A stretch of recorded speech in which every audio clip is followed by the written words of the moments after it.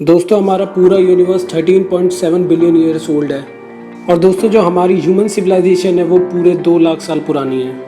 दोस्तों जिसका मतलब है ह्यूमन सिविलाइजेशन को अर्थ पे आए हुए 0.0015% टाइम ही हुआ है। और दोस्तों ह्यूमन सिविलाइजेशन में इन 2 लाख सालों में बहुत ही ज़्यादा तरक्की करी है, टेक्नोलॉजी में, स्पेस में, इंफ्रास्ट्रक्चर में। आप जिस भी फील्ड में जाएं आप देख सकते हैं कि कितनी ज़्यादा एडवांसमेंट हुई है उस चीज़ में। चाहे दोस्तों अब हम यहाँ पर बात करें मैन मिशन जो हमारा मून पर गया था 1969 में, ये जो हमारा अपकमिंग मैन मिशन है मार्स के ऊपर, वो भी 2030 तक पूरा हो जाएगा। तो दोस्तों इन सारी चीज़ों को देखकर आपको लगता है कि ह्यूमन सिविलाइजेशन ने बहुत ही ज़्यादा तरक्की कर लिया, हम बहुत ही ज़्यादा एडवांस हो चुके हैं अब। तो दोस्तों आप गलत सोचते हैं। दोस्तों हम अभी इतने भी ज़्यादा एडवांस नहीं हुए हैं जो बहुत सारे लोग सोचते होंगे कि हम बहुत ही ज़्यादा एडवांस हो गए हैं एज अ सिविलाइजेशन। दोस्तों 1964 में सोवियत के एक एस्ट्रोनॉमर निकोलाई कार्डेसिव ने एक हाइपोथेटिकल स्केल को डेवलप करा जिससे हम यूनिवर्स की जितनी भी एडवांस सिविलाइजेशन है उन्हें 3 कैटेगरीज में बांट सकते हैं। और दोस्तों इस स्केल को हम लोग बोलते हैं द कार्डेसिव स्केल। दोस्तों जो सबसे ज़्यादा इंपॉर्टेंट चीज़ है इस पूरे स्केल में, जिसके ऊपर ये पूरा स्केल बेस्ड है, वो है एक सिविलाइजेशन पूरे अपने 1 साल में कितनी एनर्जी प्रोड्यूस करती है और कितनी कंज्यूम करती है। और दोस्तों ये स्केल लॉगरिदमिक है। दोस्तों इसका मतलब है जैसे जैसे हम अगली कैटेगरी पे जाते रहते हैं और हम जैसे जैसे आगे बढ़ते रहते हैं इस स्केल में, तो दोस्तों जो इनके बीच का डिफरेंस रहता है हर स्केल के स्टेज का, वो बहुत ही ज़्यादा होता है उनके बीच का डिफरेंस। 1964 में निकोलाई कार्डेसिव ने सिविलाइजेशन स्केल को फर्स्ट टाइम एक्सप्लेन करा था, जिसमें जो सबसे पहली सिविलाइजेशन होती है उसे बोलते हैं टाइप 1 सिविलाइजेशन।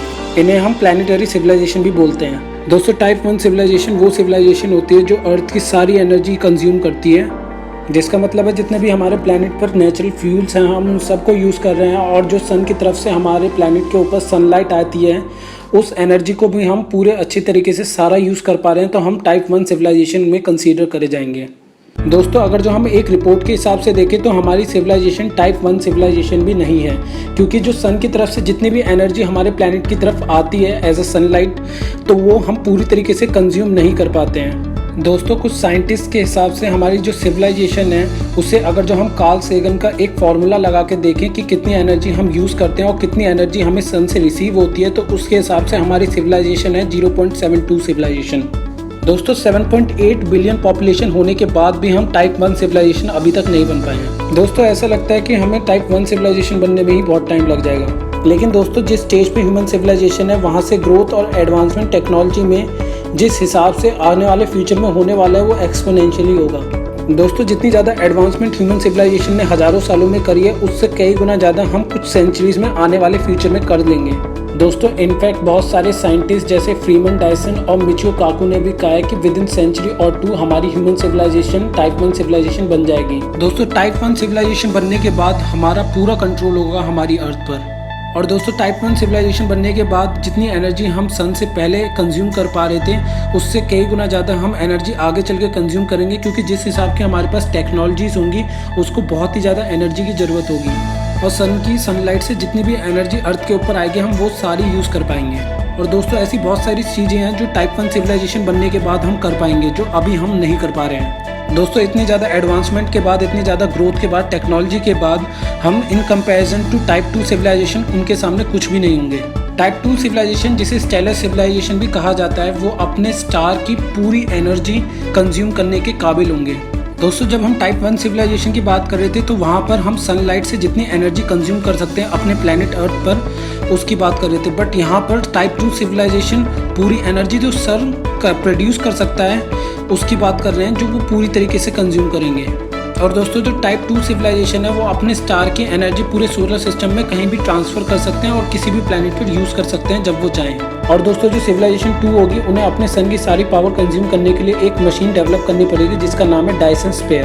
और दोस्तों जो ये नाम इस मशीन को दिया गया है वो फेमस थियोरेटिकल फिजिसिस्ट के नाम के ऊपर है जिसका नाम था फ्रीमैन डायसन, जिन्होंने इस मशीन के आइडिया के बारे में 1960 में दुनिया भर में बताया था। दोस्तों डायसन स्फीयर बेसिकली एक सैटेलाइट नेटवर्क होता है जो अपने स्टार को हर तरफ से कवर कर लेता है और उसके बाद उसकी सारी एनर्जी कंज्यूम करता है। दोस्तों डायसन स्फीयर के बहुत सारे मॉडल्स हैं जो कुछ ऐसे दिखते हैं और कुछ ऐसे।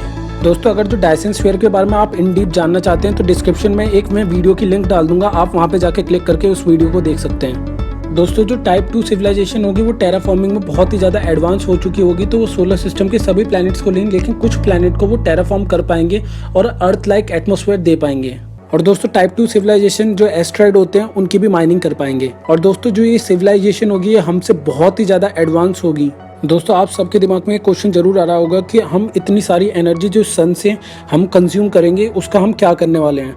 दोस्तों सोचने वाली बात यह है, जिस हिसाब से हमारी population day by day increase हो रही है पूरे वर्ल्ड में, उस हिसाब से हमें एनर्जी की भी ज़्यादा ज़रूरत पड़ेगी आने वाले फ्यूचर में। और दोस्तों जो फ्यूचर में आने वाली टेक्नोलॉजी है जिस पे बहुत सारे ह्यूमंस डिपेंडेंट होंगे, वो टेक्नोलॉजी टोटली डिपेंडेंट होगी एनर्जी पे। तो उस हिसाब से हमें एनर्जी की बहुत ही ज़्यादा ज़रूरत पड़ेगी आने वाले फ्यूचर में। और दोस्तों जो टाइप 2 सिविलाइजेशन होगी इस एनर्जी की डिमांड को फुलफिल करने के लिए सन की सारी एनर्जी यूज़ करेगी। और दोस्तों जो हमारे सन का टोटल एनर्जी आउटपुट है वो है 384 योटावाट्स। दोस्तों जिसका मतलब होता है 384 के पीछे 24 जीरोस। तो दोस्तों जो भी सिविलाइजेशन टाइप 2 सिविलाइजेशन बनेगी वो इतनी ज़्यादा एनर्जी यूज़ करेगी। बट दोस्तों ह्यूमन सिविलाइजेशन को अभी इस स्टेज पर आने के लिए कई सौ साल हैं। तो दोस्तों अब हम बात करेंगे सबसे ज़्यादा एडवांस और सबसे ज़्यादा पावरफुल सिविलाइजेशन टाइप 3 सिविलाइजेशन की, जिसे गैलेक्टिक सिविलाइजेशन भी कहा जाता है। और दोस्तों ये सिविलाइजेशन आज के ह्यूमंस के लिए गॉड लाइक सिविलाइजेशन होगी। और दोस्तों टाइप 3 सिविलाइजेशन अपनी गैलेक्सी की सारी एनर्जी यूज़ करने के काबिल होंगे। दोस्तों ये सिविलाइजेशन अपनी गैलेक्सी के सारे स्टार्स की सारी एनर्जी यूज़ करेंगी और किसी भी प्लैनेट को जो उनकी गैलेक्सी में आता है उसे टेराफॉर्म करने की पावर रखेंगी। और दोस्तों टाइप 3 सिविलाइजेशन के पास पूरी पावर होगी, वो टेक्नोलॉजी होगी जो पूरे प्लैनेट को एक ही बारी में पूरी तरीके से डिस्ट्रॉय कर सकती है। और दोस्तों ये सिविलाइजेशन टेक्नोलॉजी के मामले में इतनी ज़्यादा पावरफुल होंगी कि ये खुद अपना एक आर्टिफिशियल सन बना सकते हैं और खुद के आर्टिफिशियल प्लैनेट्स भी बना पाएंगे। दोस्तों चाइना एक ऐसी पहली कंट्री है जो आर्टिफिशियल सन के ऊपर अभी से ही काम कर रही है, लेकिन उनके सन का साइज़ काफ़ी ज़्यादा छोटा होगा। और दोस्तों टाइप 3 सिविलाइजेशन इंटरस्टेलर ट्रैवल में भी बहुत ही ज़्यादा आगे बढ़ चुकी होगी, जो दोस्तों अपने आसपास की गैलेक्सीज को भी अच्छे तरीके से एक्सप्लोर कर पाएंगी।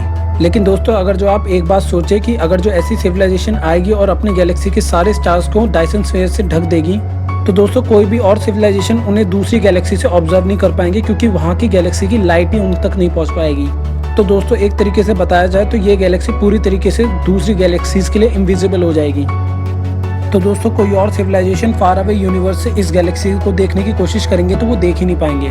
तो दोस्तों आप सबको जान के हैरानी होगी कि हमारे यूनिवर्स में पहले से ही एक ऐसी जगह है जिसे हम कहते हैं द ग्रेट वॉइड, जो दोस्तों 330 मिलियन लाइट ईयर्स में फैला हुआ है। और दोस्तों ये ऑब्जर्वेबल यूनिवर्स का सबसे बड़ा वॉइड है, जो कंसिस्ट करता है 0.27% ऑफ ऑब्जर्वेबल यूनिवर्स वॉइड।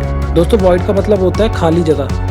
और दोस्तों यूनिवर्स के इतने बड़े वॉइड में आपको कुछ ही गैलेक्सीज की लाइट रिसीव होगी जो इस एरिया के एवरेज के हिसाब से बहुत ही ज़्यादा कम है। दोस्तों कई सारे साइंटिस्ट ये बोलते हैं कि इस जगह पे कम से कम 2000 गैलेक्सीज होनी चाहिए थी, बट आज तक वहाँ पे 60 गैलेक्सीज ही ऑब्जर्व करी गई हैं, जो कि नंबर्स में बहुत ही ज़्यादा कम है।